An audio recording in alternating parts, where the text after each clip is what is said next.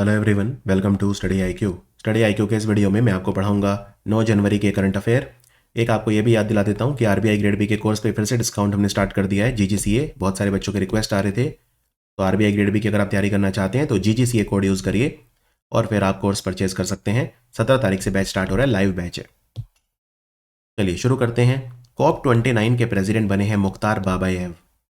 COP29 कहाँ पे होगा? तो COP29 अजरबैजान की राजधानी बाकू में होगा। ये मुख्तार बाबाएव किसको रिप्लेस करेंगे? सुल्तान अल जबर। सुल्तान अल जबर जो हैं ये COP28 के प्रेसिडेंट थे, जो अभी अभी दुबई में खत्म हुआ है। और अगर आपसे पूछें COP30 कहाँ पे होगा? COP30 होगा एक शहर में जिसको बोलते हैं बलम दो पारा।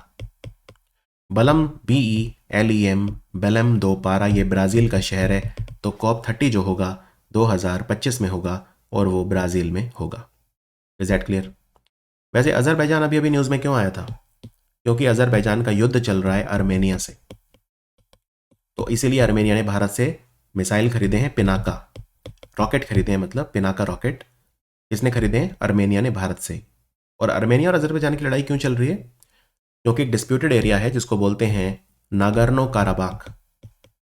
नागोर्नो काराबाख को लेकर लड़ाई चल रही है, ये ध्यान रखिए, अजरबैजान और आर्मेनिया के बीच में। क्या ऐसी कोई और भी लड़ाई आप बता सकते हैं जो किसी एरिया के बीच में चल रही है, किसी कंट्री के बीच में? बिल्कुल, तो गयाना और वेनेजुएला के बीच में भी लड़ाई चल रही है। गयाना और वेनेजुएला के बीच में किसको लेकर? एसेकीबो। एसेकीबो एक एरिया है, काफ़ी oil rich, mineral rich area है, जिसको लेकर इन दोनों देशों के बीच में लड़ाई चल रही है। तो ये आपको नहीं भूलना है। और अजरबैजान से बहुत दूर नहीं है एक देश, किर्गिस्तान। ये देश न्यूज़ में क्यों आया था? क्योंकि इसने बर्फीला तेंदुआ यानी जो स्नो लेपर्ड है उसको अपना नेशनल सिंबल, राष्ट्रीय चिन्ह घोषित करा है। भारत में हिमाचल और लद्दाख का स्टेट एनिमल है स्नो लेपर्ड।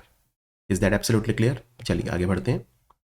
केंद्रीय मंत्री सर्बानंद सोनोवाल ने किस जहाज पर कोलकाता में अंतर्देशीय जलमार्ग विकास परिषद की उद्घाटन बैठक की अध्यक्षता करी? देखो, अगर आपको नदी में एक जगह से दूसरी जगह जाना हो तो आप जहाज चला सकते हैं, राइट? जहाज चलते हैं जिन्हें हम अंतर्देशीय जल मार्ग कहते हैं, यानी नेशनल वाटरवे कहते हैं, राष्ट्रीय जल मार्ग कहते हैं, अंतर्देशीय जल मार्ग। भारत में कितने ऐसे रास्ते हैं जहां पे आप नदी के अंदर जहाज चला सकते हैं? 111। तो अगर आपसे पूछें भारत में नेशनल वाटरवेज कितने हैं, राष्ट्रीय जल मार्ग कितने हैं, तो 111। इनफैक्ट पहले तो सिर्फ 5 ही थे, फिर सन 2016 में 106 और बने थे, तो टोटल 111। मैं ये नहीं कह रहा सारे 111 शुरू हो चुके हैं, लेकिन ऑफिशियली भारत में 111 नेशनल वाटरवे हैं, यानी अंतर्देशीय जलमार्ग हैं या राष्ट्रीय जलमार्ग हैं। एग्जाम में सिर्फ 2 ही पूछते हैं, एक तो नेशनल वाटरवे 1 जो प्रयागराज से हल्दिया तक है, गंगा नदी के ऊपर, और दूसरा नेशनल वाटरवे 2 ब्रह्मपुत्र नदी पे है, ये असम के सादिया और धुबरी को जोड़ता है। 2 जगह को जोड़ता है, सादिया और धुबरी। और नेशनल वाटरवे 1 प्रयागराज को हल्दिया से जोड़ता है, गंगा नदी के ऊपर है। एग्जाम में बस ये 2 ही आते हैं, इनमें सबसे लंबा है नेशनल वाटरवे 1। तो अब भारत में जो inland waterway authority of India है, यानी अंतर्देशीय जल मार्ग, inland waterway authority of India, अंतर्देशीय जलमार्ग प्राधिकरण, यानी IAWAI, inland waterways authority of India, इसके अंतर्गत एक संगठन बना अक्टूबर 2023 में, यानी 3 महीने पहले, जिसका नाम था इनलैंड वाटरवेज डेवलपमेंट काउंसिल, यानी अंतर्देशीय जलमार्ग विकास परिषद। ये अभी अभी बनी है 3 महीने पहले ये परिषद। और इस परिषद का काम क्या है? इस परिषद का काम है भारत में जो अंतर्देशीय जलमार्ग हैं हमें उनका विकास करना है। तो इनकी पहली बैठक, उद्घाटन बैठक कहाँ पे हुई? ये एक जहाज के ऊपर हुई, और इस जहाज का नाम है MV गंगा क्वीन। कोलकाता में ये बैठक हुई, कोलकाता में, लेकिन ये बैठक किसी बिल्डिंग में नहीं हुई, ये एक जहाज के ऊपर हुई, और जहाज का जो नाम है वो है MV Ganga queen. Absolutely clear? तो ये एक बड़ा अच्छा सवाल लगा मुझे, और यहाँ पे कई महत्वपूर्ण निर्णय भी लिए गए, और वो और ज़्यादा इंपॉर्टेंट है। वो क्या? सबसे पहले हरित नौका गाइडलाइंस आए हैं। हमारा जो ये शिपिंग सेक्टर है, हमारा जो ये नाव वाला सेक्टर है, जो नाव चलती हैं, लग्जरी क्रूज चलते हैं, क्रूज चलते हैं नदियों में, हम इनको सतत कैसे बना सकते हैं? हम इनको हरित ग्रीन कैसे बना सकते हैं। तो उसको लेकर जो गाइडलाइन आई है उनका नाम है हरित नौका, यानी guidelines for green transition of inland vessels. हमें जो इनलैंड वेसल चलते हैं यानी नदी के अंदर या जो हमारे अंतर्देशीय जलमार्ग हैं उनमें जो जहाज चलते हैं उनको हम ग्रीन ट्रांजिशन कैसे कर सकते हैं। ट्रांजिशन मतलब तब्दीली, उनको ग्रीन में, सतत में, हरित में कैसे बदल सकते हैं, इसको लेकर गाइडलाइन है जिनका नाम है हरित नौका। और दूसरी अनाउंसमेंट ये हुई कि हम 45,000 करोड़ रुपए का निवेश करेंगे। वैसे ये इनलैंड अथॉरिटी जो है IAWAI, inland waterways authority of India, ये किस मंत्रालय के अधीन आती है? Ministry of port, shipping and waterway, यानी बंदरगाह, जहाजरानी और जलमार्ग मंत्रालय। तो ये मंत्रालय कह रहा है भारत में हम 45,000 करोड़ रुपए का खर्चा करेंगे रिवर क्रूज टूरिज्म को प्रमोट करने के लिए। रिवर क्रूज टूरिज्म, जैसे फॉर एग्जाम्पल जो जहाज चलते हैं वो दो जगह चल सकते हैं, समुद्र में चल सकते हैं, तो जो बहुत ही बड़े लेवल के जहाज नहीं होते, राइट, जैसे कोस्टा सरीना, अभी एक इटली का जो जहाज है वो हमने चलाना शुरू कर दिया है भारत से दूसरे देशों में, वो समुद्र में चलेगा, वो नदी में नहीं चल सकता, उतना बड़ा जहाज। ऐसे आपने कॉर्डेलिया क्रूज सुना होगा, कॉर्डेलिया क्रूज चलते हैं भारत में, मुंबई से गोवा और इस तरह से। तो कॉर्डेलिया जो क्रूज चलते हैं भारत में, वो समुद्र में चलते हैं, नदी में नहीं चल सकते, वो बहुत ही बड़े हैं। लेकिन नदी में भी ठीक ठाक साइज के क्रूज चल सकते हैं, जैसे MV गंगा है या इस तरह के कई अब जहाज आ रहे हैं, लग्जरी आ रहे हैं, वो नदियों में चलते हैं।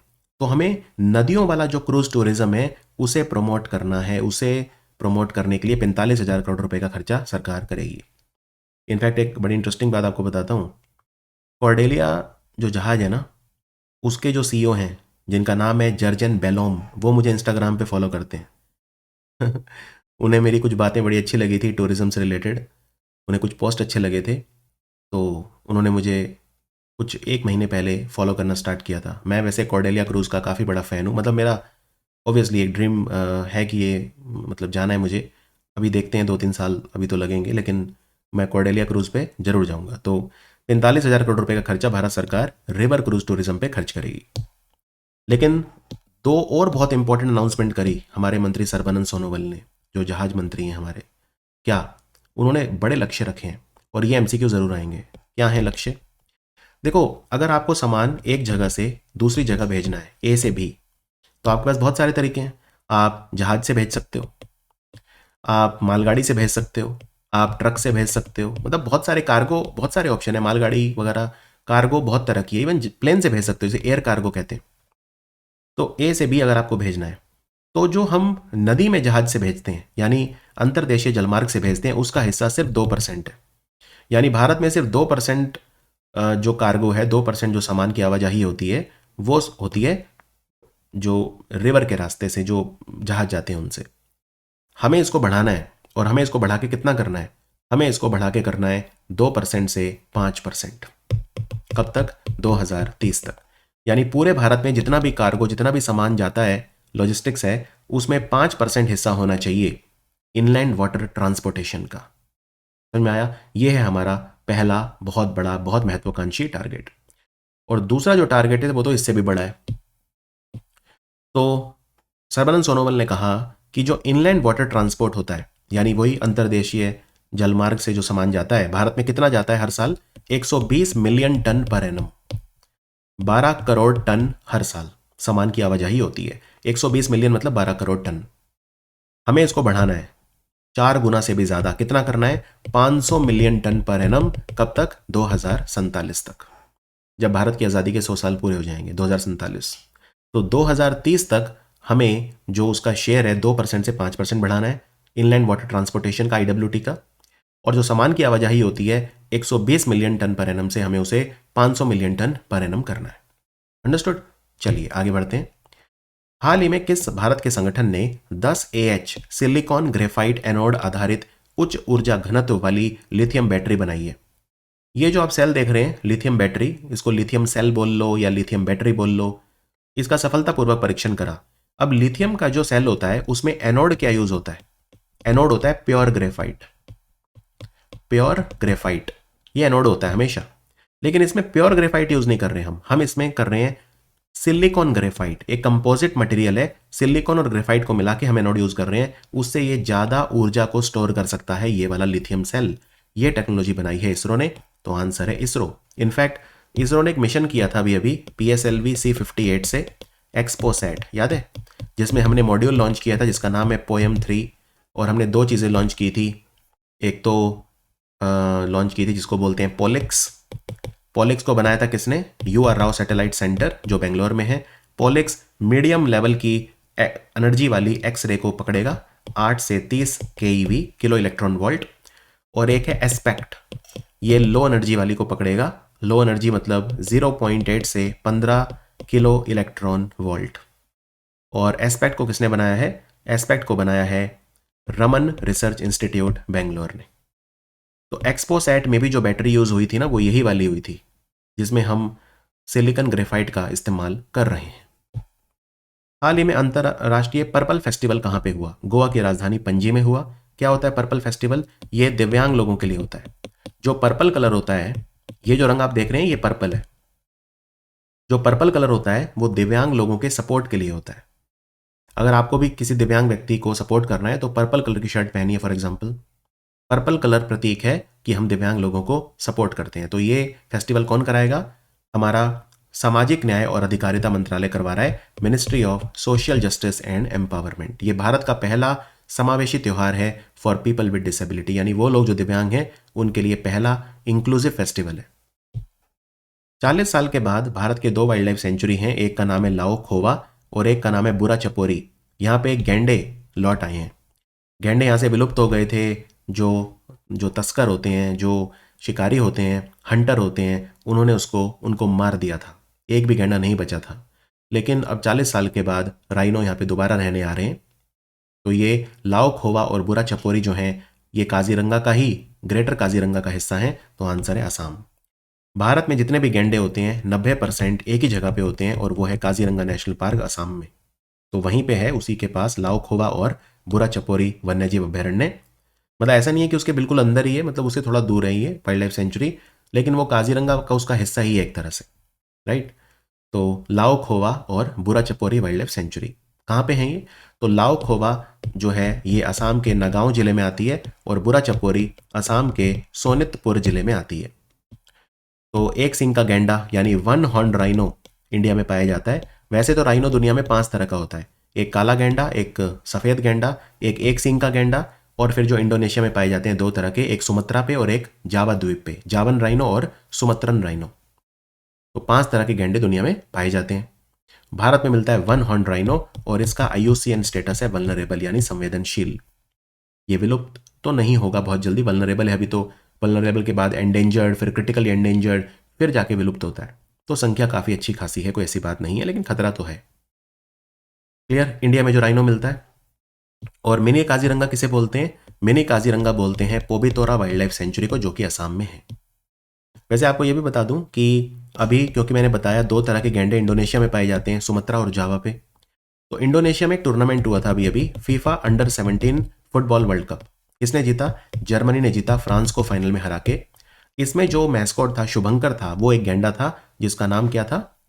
तो उसका नाम याद रखिए। जो मैस्कॉट था उसका नाम था बकुया, BACUYA, बकुया।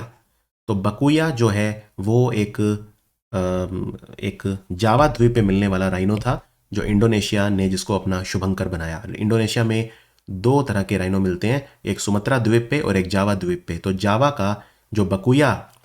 का राइनो बकुया वो था शुभंकर फीफा अंडर-17 वर्ल्ड कप के लिए। और फीफा अंडर-17 वर्ल्ड कप जो है, आपको एब्सोल्युटली ध्यान रखना है कि फीफा अंडर-17 वर्ल्ड कप जीता जर्मनी ने फ्रांस को हरा के।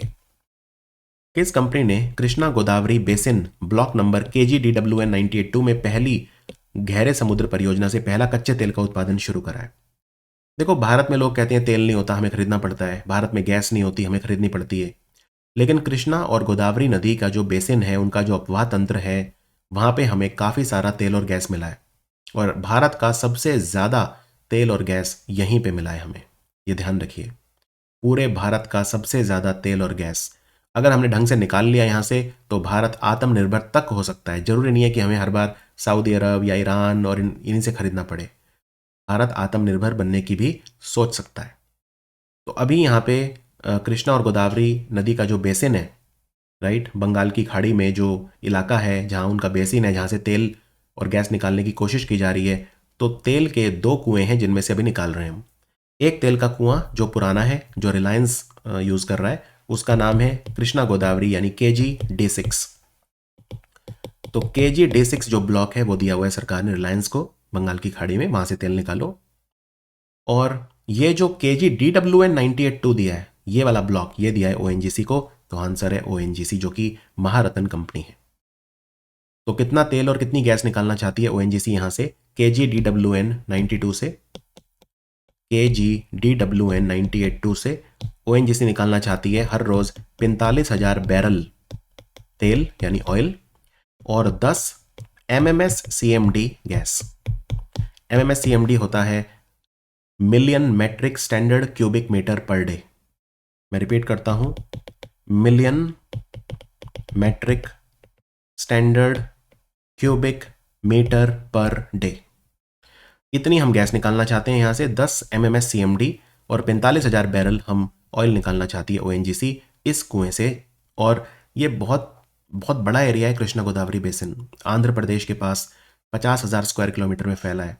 अगर हमने ढंग से तेल और गैस निकाल लिया तो हमारी सारी प्रॉब्लम सॉल्व हो जाएगी। भारतीय वायुसेना ने किस विमान के साथ कारगिल एडवांस लैंडिंग ग्राउंड पर पहली नाइट लैंडिंग सफलतापूर्वक करी? यानी रात में घने अंधेरे में भी हमने इसको उतार दिया विमान को। लड़ाकू विमान, लड़ाकू मतलब खुद लड़ाई तो नहीं करता लेकिन लड़ाई का सामान पहुंचाता है, यानी ट्रांसपोर्ट करता है हथियारों को या लोगों को, कमांडोज को। तो इसका नाम है C-130J सुपर हरकुलीज। देखिए कितना बड़ा ये ट्रांसपोर्ट एयरक्राफ्ट है, पूरे टैंक के टैंक उठा लेता है ये। इंडियन एयरफोर्स के कमांडो भी इसमें बैठे थे। और एडवांस लैंडिंग ग्राउंड क्या होता है? देखो जनरली तो एयरपोर्ट सीमा से दूर होते हैं, लेकिन कारगिल तो आप जानते हैं लड़ाई होती रहती है। तो कारगिल एडवांस लैंडिंग ग्राउंड मतलब बिल्कुल जो युद्ध का क्षेत्र है उसके पास, एडवांस पोजीशन में। और ऐसे कई एडवांस लैंडिंग ग्राउंड हम बना रहे हैं, जैसे न्योमा कहाँ बना रहे हैं? लद्दाख में। जैसे बागडोगरा एयरफील्ड और बैरकपुर ये बना रहा है सीमा सड़क संगठन ब्रो। कहाँ पे? पश्चिम बंगाल में, दोनों, बैरकपुर और बागडोगरा। तो एडवांस लैंडिंग ग्राउंड पे हमने ये उतारा C-130J सुपर हरकुलिस। अभी हमारे पास कितने हैं? ये कौन बना रहा है इन्हें? ये हमने अमेरिका से खरीदे थे, बहुत महंगे हैं ये। लॉकहीड मार्टिन कंपनी बनाती है इन्हें, अमेरिका की लॉकहीड मार्टिन, अमेरिका से हमने खरीदे। अभी हमारे पास हैं 12, टोटल 12 हैं। क्या नाम है इनका? C-130J model हरकुलीज aircraft. तो 12 हमने कहाँ रखे हुए हैं? ये 12 हमने 2 जगह पे रखे हैं, मतलब टोटल। तो एक तो हमने रखे हैं हिंडन एयरबेस गाजियाबाद में, और एक हमने रखे हैं पानागढ़ में। 2 हमारे, पानागढ़ पश्चिम बंगाल में है, हिंडन गाजियाबाद, हिंडन नदी के नाम पे इसका नाम है हिंडन गाजियाबाद, और पानागढ़ पश्चिम बंगाल के पश्चिम बर्धमान जिले में। यहाँ पे हमने रखे हुए हैं। हमारे जो स्क्वाड्रन है C-130J के, वो यहाँ पे मौजूद हैं। बौद्ध धर्म के अनुयायी किस दिन महायान नववर्ष मनाएंगे? देखो बौद्ध धर्म 2 तरह का होता है, हीनयान और महायान। तो महायान जो है 25 जनवरी को ये अपना महायान नववर्ष मनाएंगे। कई कंट्रीज में महायान बुद्धिज्म है, जैसे चाइना, जैसे तिब्बत, जैसे जापान, दक्षिण कोरिया। यहाँ पे जो बुद्धिज्म होता है वो महायान होता है। महायान बौद्ध धर्म के लोग ये कहते हैं कि जरूरी नहीं आपको संसार त्याग के तपस्या करनी है, भिक्षु बनना है, मॉन्क बनना है, ब्रह्मचारी बनना है, तभी आपको एनलाइटनमेंट या परम ज्ञान या मोक्ष मिलेगा। आप अपने संसार में रहते हुए कार्य करें, उसमें भी आपको, अगर आप बौद्ध धर्म का प्रैक्टिस करते हैं तो उसमें भी आपको मोक्ष मिल सकता है, एनलाइटनमेंट मिल सकता है। ऐसा कहना है महायान का। तो ये अपना नववर्ष मनाएंगे 25 जनवरी को। 25 जनवरी को भारत में पर्यटन दिवस और राष्ट्रीय मतदाता जागरूकता दिवस भी मनाया जाता है। National hydro power corporation company 750 megawatt का कुप्पा पंप हाइड्रो स्टोरेज परियोजना, उसमें 4,000 करोड़ रुपए का निवेश कर रही है। तो ये कहाँ बनेगा? ये गुजरात में एक जगह है जिसे बोलते हैं छोटा उदयपुर। सुना है आपने? ये वो राजस्थान वाला उदयपुर नहीं है, ये छोटा उदयपुर नाम की जगह है जो कि गुजरात में है। तो यहाँ पे 750 मेगावाट का कुप्पा पम्प्ड हाइड्रो स्टोरेज प्रोजेक्ट बन रहा है। और इसका मतलब क्या होता है पम्प्ड स्टोरेज? और ये इसमें वही पानी बार बार यूज किया जाता है। ये ट्राइबल जिला है, डिस्ट्रिक्ट है छोटा उदयपुर, ट्राइबल डोमिनेटेड डिस्ट्रिक्ट है ये, वडोदरा से लगभग 100 किलोमीटर दूर है ये, तो ध्यान रखिए। तो गुजरात के छोटा उदयपुर जिले में बन रहा है ये इसमें सेम पानी आप बार बार यूज़ कर सकते हो, उसको बार बार गिरा सकते हो जल विद्युत के लिए। तो ये होता है पम्प्ड हाइड्रो पावर स्टोरेज। पारंपरिक खेल जलीकट्टू शुरू हो गया है किस राज्य में? जलीकट्टू खेल अभी त्रिची तमिलनाडु में शुरू हो गया है, तमिलनाडु का खेल है। इसमें एक जो बुल होता है, एक सांड होता है, वो आता है और बहुत सारी भीड़ मिलकर उसको काबू करती है, नियंत्रण में लाती है। इसमें कोई नुकसान नहीं पहुंचाया जाता जानवर को। बहुत ही ब्यूटीफुल और परंपरागत खेल है। तो जलीकट्टू तमिलनाडु का खेल है। इसी तरह का एक खेल होता है कंबला, जिसमें भैंस की रेस होती है। ये कर्नाटक का खेल है कंबला। वैसे आपको बता दूं, पहली बार जल्लीकट्टू का आयोजन श्रीलंका में होगा। कहां पे? ट्रिनकोमाली में। ट्रिनकोमाली में पहली बार श्रीलंका में जल्लीकट्टू इवेंट होगा। 81वें गोल्डन ग्लोब अवार्ड में बेस्ट फिल्म का अवार्ड किसे मिला? ड्रामा कैटेगरी में। तो बेस्ट फिल्म जो होती है, दो कैटेगरी में होती है यहाँ पे, एक म्यूजिकल और एक ड्रामा। ड्रामा में है ओपेनहाइमर, जिसका नाम न्यूक्लियर वैज्ञानिक ओपेनहाइमर के नाम पे रखा है, जिन्होंने न्यूक्लियर बम का आविष्कार किया। तो बेस्ट फिल्म थी ओपेनहाइमर, ड्रामा। और बेस्ट फिल्म म्यूजिकल या कॉमेडी कैटेगरी में थी Poor Things. Best non English language film थी Anatomy of a Fall. Best female actor हैं Lily Gladstone for the movie Killers of a Flower Moon के लिए। Best male actor Cillian Murphy, Oppenheimer बने थे Oppenheimer में। और best director रहे Oppenheimer के डायरेक्टर क्रिस्टोफर नॉलन। वैसे ये फिल्म मैंने भी देखी है और बहुत ही ज़्यादा शानदार है। आप इसको एजुकेशनल मूवी की तरह भी देख सकते हैं। काफ़ी लंबी फिल्म है, 3.5 घंटे की, लेकिन आप इसे देख सकते हैं। किस संगठन ने दुनिया की सबसे बड़ी हीरा खनन कंपनी अल्रोसा, वैसे टेक्निकली दुनिया की सबसे बड़ी नहीं है ये, दुनिया की सबसे बड़ी हीरे निकालने वाली कंपनी है डी बियर्स। तो दूसरी सबसे बड़ी है अल्रोसा, उस पर प्रतिबंध लगा दिया। अल्रोसा से हीरे नहीं खरीदेंगे। ये कहाँ की कंपनी है? रशिया की। कौन नहीं खरीदेगा? यूरोपीय संघ। तो यूरोपीय संघ, यूरोपियन यूनियन के 27 कंट्री जो हैं वो अल्रोसा से हीरे नहीं खरीदेंगे। क्लियर? ये अनाउंस अभी हुआ है। और यूक्रेन पे क्योंकि रशिया और ज़्यादा वो होता जा रहा है, इसीलिए ये कह रहे हैं हम इनसे नहीं खरीदेंगे। नेटो, नेटो के कुछ कंट्री ऐसे हैं जो $5.5 अरब की लागत से एक मिसाइल डिफेंस सिस्टम खरीदना चाहते हैं। कौन सा? ये है patriot missile defence system.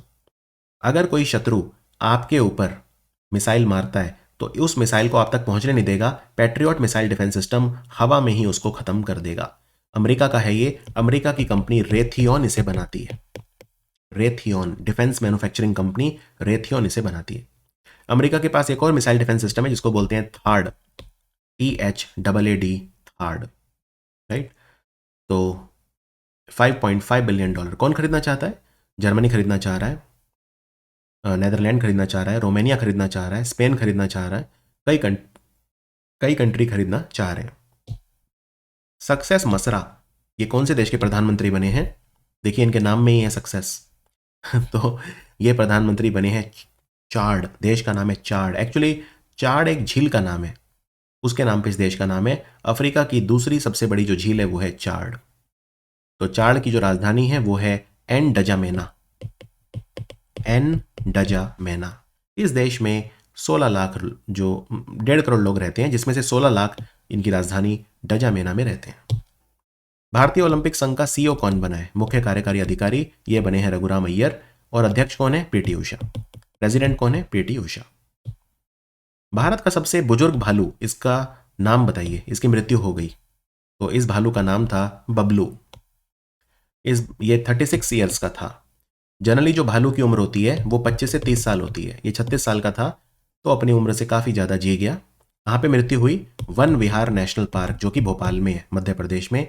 One विहार राष्ट्रीय उद्यान में इसकी डेथ हो गई। इसकी उम्र 36 साल थी। और बस इतना ध्यान रखिए। ये किस तरह का भालू है? Sloth bear. Sloth bear Bharat, Sri Lanka, Nepal और भूटान में पाए जाते हैं।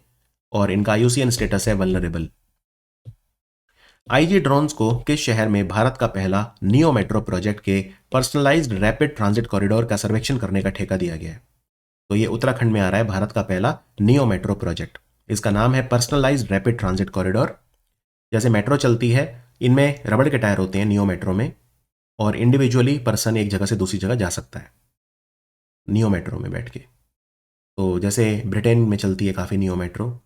नॉर्मल मेट्रो में तो बहुत सारे लोग एक साथ बैठ के जाते हैं। नियो मेट्रो में जो होता है, जो पॉड टैक्सी चलती है, पॉड टैक्सी, इनमें एक पर्सन बैठ के जाता है या 2 पर्सन, जो मैक्सिमम एक उसमें बैठ के जाते हैं। तो आप इनसे उत्तराखंड के 3 शहरों में चलेंगी ये, देहरादून, हरिद्वार और ऋषिकेश। 2024 तक शुरू करने की योजना है नियो मेट्रो को। तो देहरादून, हरिद्वार और ऋषिकेश। इसका नाम है पर्सनलाइज्ड रैपिड ट्रांजिट कॉरिडोर। हाल ही में खबरों में देखा गया जोसूरा बालपिन क्या है, जो खबरों में आया, ये एक तरह का एंटीबायोटिक है। एंटीबायोटिक एक दवाई होती है बैक्टीरिया को मारने के लिए। तो ये एंटीबायोटिक इतनी खास क्यों है? क्योंकि एक बैक्टीरिया है जिसका नाम है एसिनेटोबैक्टर बोमानी। पिछले 50 सालों में कोई भी ऐसी दवाई नहीं बनी जो इस बैक्टीरिया को मार सके, क्योंकि ये बैक्टीरिया हर तरह की एंटीबायोटिक से रेजिस्टेंट था। कोई भी दवाई इस पे काम ही नहीं करती थी, लेकिन ये दवाई काम कर रही है। जोसूरा बालपिन एसिनेटोबैक्टर बोमानी के ऊपर काम कर रही है, उसको मार गिराने की क्षमता रख रही है। Is that clear? तो इस दवाई को किसने बनाया है? इस दवाई को हार्वर्ड यूनिवर्सिटी ने स्विट्जरलैंड की एक कंपनी है हॉफमैन ला रोशे, उसके साथ मिलकर बनाया है। ये हमारा वीडियो था। और जाने से पहले मैं आपको बता दूं, हमारा जो आरबीआई ग्रेड बी का जो कोर्स है वो 17 तारीख से स्टार्ट हो रहा है।